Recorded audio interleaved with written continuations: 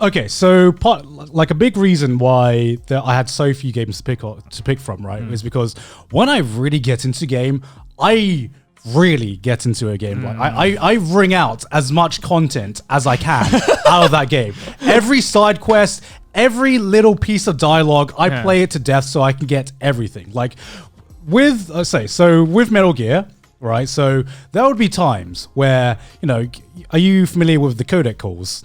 Oh, the ones where they would like call you up and be like, Snake. Yeah, exactly. Your ass is so one of the big criticisms of Metal Gear when, you know, I was playing it and, you know, when it was like really, really big was people hated the cutscenes, how long the cutscenes were. People hated the fact that you had to go through all these codec calls.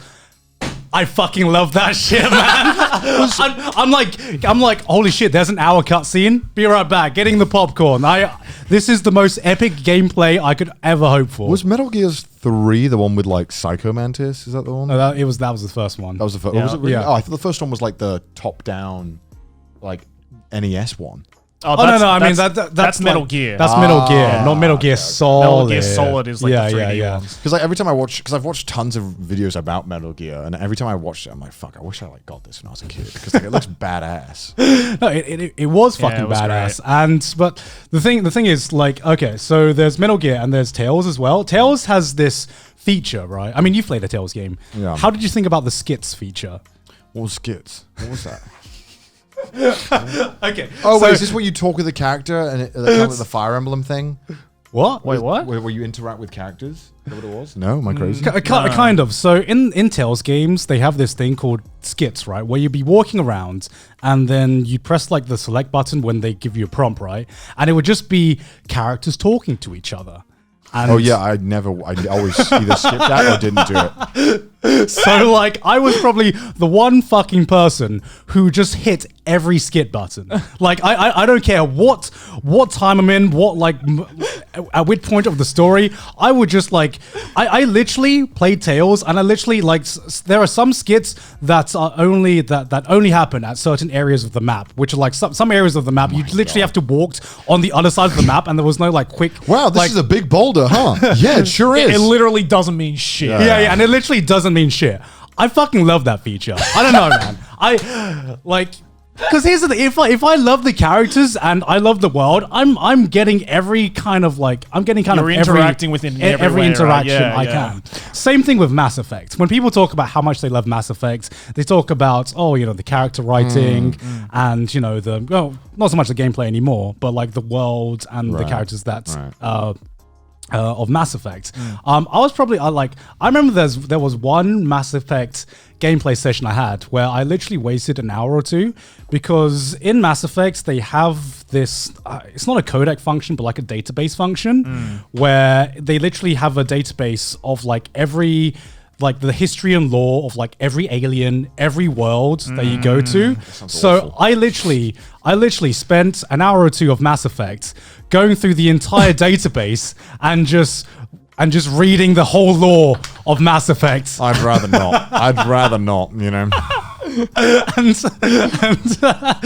I fucking loved it. I absolutely loved it. I can't even shake my head because I used to do that. What's wrong? What the fuck is wrong with you guys? Doesn't want to play a game? Read a book or some shit. The fuck? I did that recently actually when I played Xenoblade 2 for the first time. And there's this part where like every monster you encounter has like a full page about like how it lives and shit like that. Yeah. I read through all of them. I'm like, okay, so like the Zapharos only lives in the swamps. Like, that's really interesting to me. Like to me, that's what really makes a video game. Like it's especially because if I'm like really into a video game, I'm gonna find out everything I can about that video game, and that's what like. But there's a difference, right? Because I like when it's just fed to me in video games. Like people have talked about the lore of Dark Souls and everything like that, and people have like figured stuff out through the subtle hints that you get through playing the game. I'm just like, just tell me it. Just give me exposition. This is the one time where I actually want exposition. When you say that, all I think about is the fucking the Silent Hill person who's like Hideo Kojima. No, sorry. So there's like on Silent Hill forums, there's like where they discuss like what the game's about and stuff. Yeah. There was like a really big thing and a big like not controversy but like drama because one of like the main admins who'd had like some of the most posts on it was like convinced that the main character was circumcised, and that was the reason for his like trauma. And that he was like gay or something, and then that he was gay because of it or something like that. And so there's this whole like, dude, like Wang made like a 20-minute video about it, and it's like this whole thing where it was like a massive deal on the forums where they're discussing, and then the guy was like, he was on like a crusade being like, no one should be circumcised. It causes trauma and stuff like that. And it turns like a whole thing. And I'm just like, is this what people do? This in my mind, I'm like, that's people who read story. That's what they do. Yeah, that's what they they go do. on forums, talk about why the main character is gay and his circumcision was trauma. And it's what's wrong with these people? Play a fucking video game. Why are you typing about it? I'm not even surprised by that, to be honest. That's so like I'm relieved when you like it being like the story being told to you. Not that you're like, I want to figure it out. Is my character actually like gay or something? Let me Is read he the room. circumcised? I need to know. I need to figure it out. They've left Hideo Kojima left me hints that Metal Gear Solid Snake is circumcised. Like what? Which is funny. Like I'm more than happy to watch anime where I'm just like, oh, what's the subtle, what's the subtext of this? What is the author trying to say? But with gaming, I'm just like, nah, no patience. Just give me. Well, because you're already focused on like actually playing the game. Yeah. Whereas like, no, I don't need to like, I don't want to like sit here and fucking guess what the story is while I'm trying to do this convoluted input, right? Yeah. And there's also another thing that also like it's gonna sound super weird, but sometimes I hate choice in video games. I just want a linear game, which is funny that Mass Effect. Yeah, I was gonna say you literally put Mass Effect. The fucking Mass Effect. Literally Mass Effect, Persona 5. Well, like Mass Effect and Persona 5, which are the two, like let's say the two most choice heavy games. Yeah, two of the most choice heavy games, and the two exceptions. The two exceptions to that rule. But I have this thing. I don't know if I'm the only person who has like gaming FOMO, where I'm given a choice, and I know that like by making this choice, I'm gonna miss out on a certain piece of content of the game. Yeah. I hate that. I hate that so much, right? Because that means in the back of my mind, I'm just like, but what if I pick the other choice? And well, that's literally the reason why I replayed Persona 5 4 times, because I was like, well, there's 4 choices. And I want to see all of them, so I'm gonna play it 4 times to get all the choices. I think it's unfortunate that I like swore off JRPGs after playing Blue Dragon. Oh, really? Which, I mean, I think I've mentioned this before. Yeah, you've talked about it. It's the one that was like, I think the main selling point that comments were saying is that it was, the art was made by the Dragon Ball guy. Yeah, Toriyama, yeah. Yeah, and like, I'd never encountered this before in a video game, and this is what really pissed me off. Because at this point, I was an achievement hunter guy, so I would always go in like 100%, I would get all the achievements no matter what. Yeah. This is the first time I encountered the thing where I'm like, okay, so this story is 2 hours long or some dumb shit like that. It's ridiculously long. Yeah. And I did it.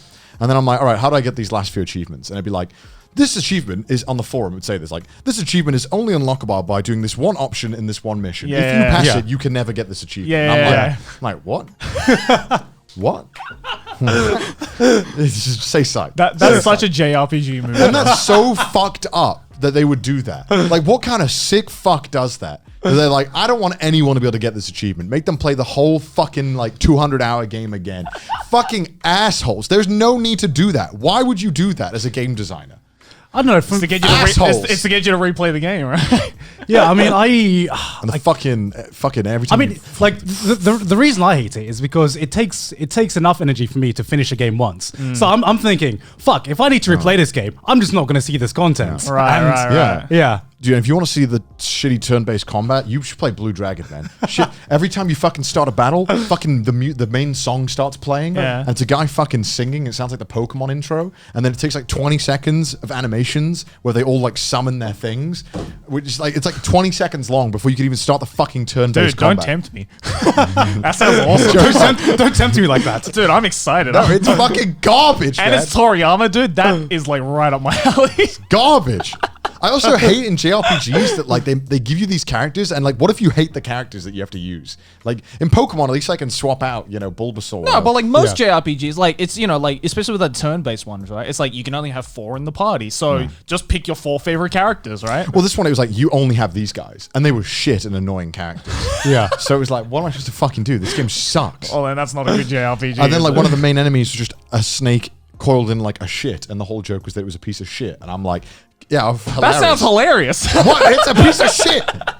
It's a metaphor for the game. I'm still annoyed about it. I completed it and I loved playing it, but I literally only played it because it was like I bought this game and my mum wouldn't buy me another one, so I have to complete. I need to play this now. I want you to play it just so you can like. Why? How did you get that game again? So what it was is like, you know, I don't know if your game stores had this, but in the UK they had a 3 for £20 pre-owned games. Oh yeah. So I would basically just go to the thing and buy 3 games that looked okay. Yeah. And then I would just be forced to play them. Most of the time they were all like super easy. And you had an absolute gold like Blue Dragon. Well, because there was like one of each game, and there's a whole fucking shelf of Blue Dragons. Just like take them, honestly, like for free. Honestly, it comes with the bag. Was it like a well received game at all, or like? I think it was very mid tier. Like it was very like 5 out of 10, 6 out of 10. And this was my first time ever having to swap discs to progress with the story, and that shit pissed me off.